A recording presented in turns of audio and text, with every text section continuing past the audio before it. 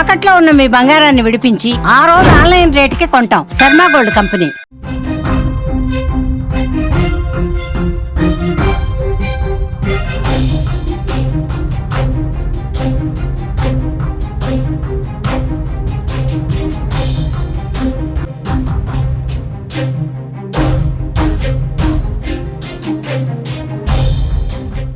నోవాటెలో CM Revanth రెడ్డికి పెను ప్రమాదం తప్పినట్లయింది.